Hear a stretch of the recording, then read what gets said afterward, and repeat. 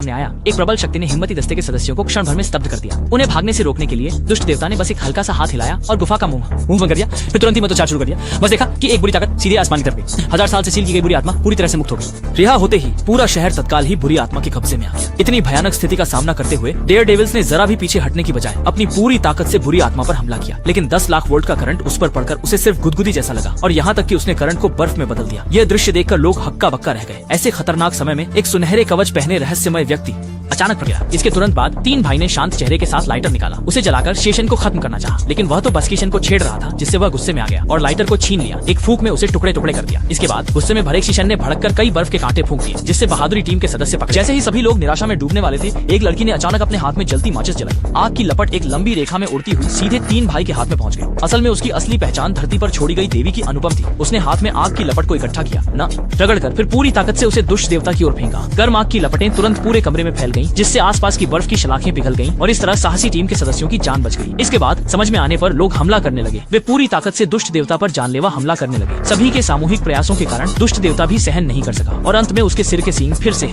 छीन लिया गया और उसे भी फिर से नर्क में सील कर दिया गया। जैसे ही शेषन गायब हो गया, शहर को ढकने वाली घना कुहासा भी धीरे धीरे छंटने लगा। इस तरह से भूतों का सामना करने वाली टीम ने सफलतापूर्वक दुनिया को बचाया। फिल्म यहीं समाप्त होती है। हम अगले एपिसोड में फिर मिलेंगे।